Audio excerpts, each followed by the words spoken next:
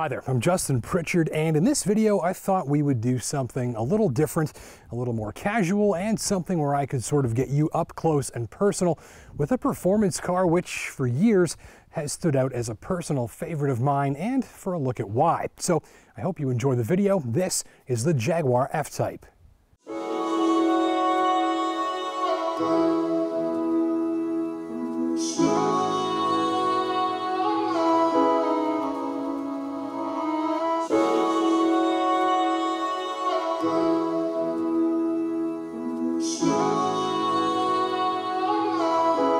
Over the years, I've shown you the F-Type convertible, the F-Type V6S coupe with 6-speed stick, which is my favorite, and the positively ferocious F-Type R on Monticello circuit, complete with carbon ceramic brakes and 550 horsepower.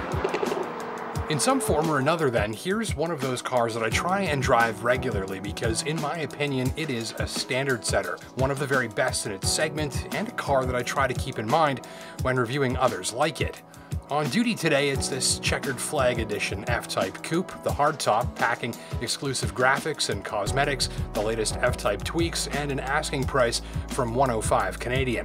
That's expensive, and for the money, this is neither the fastest or fanciest automotive toy in its sandbox. But the smile that this thing puts on my face is why, to me, it is such a compelling machine. In a sense, it's the stuff of childhood car enthusiast dreams. Mine anyways. Small, light, striking, unique. Room for me and my best friend, and that's it. The supercharged engine. Something that turns heads and attracts attention with ease. Now the looks of this thing are going to get you noticed, but there is something else that will draw even more attention, and that is the sound that it makes. Now Jaguar really gets exhaust notes. One of the F-Type engineers once even told me that the way this car sounds is the result of hundreds of hours of testing of various combinations of manifolds and mufflers and intakes and plumbing setups. And once they'd narrowed it down to just a few configurations, the final approval for the F-Type soundtrack went to an expert, one of the engineer's 5-year-old sons.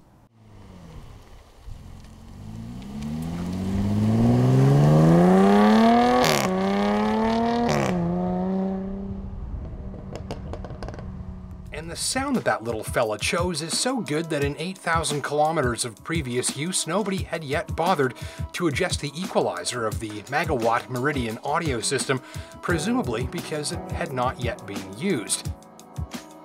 A button press opens flaps in the muffler to make the F-Type incredibly loud.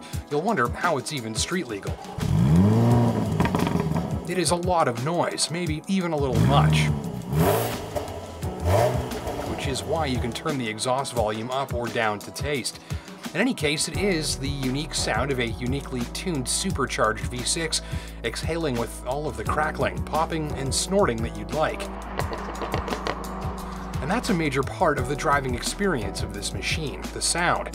When the electric cars come and all engines go silent, I will forever remember the F-Type for having one of the most obnoxious exhaust systems I've ever driven.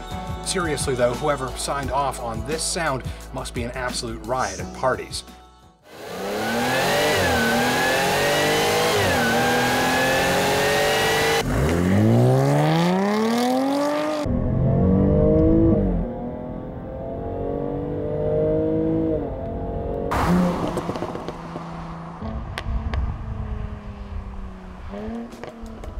Let's talk about how the F-Type feels, first as a place to be, and second as a driving machine. It's small and snug, you step down inside and it feels more like putting on a piece of clothing than getting into a car. You are wearing this machine more than you're sitting inside of it. There's a long and sculpted hood ahead of you as you sit back almost on the rear axle. The outward visibility is limited and you're just inches from the road.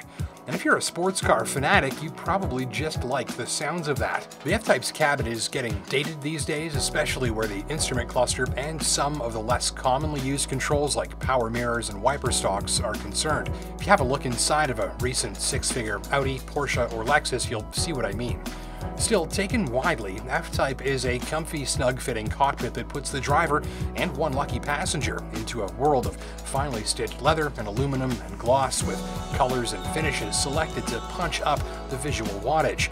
Don't miss the high-end sports seats, complete with special care instructions, Nobody does leather like Jaguar, and in here it is so fragrant you'll smell it on your clothes hours later.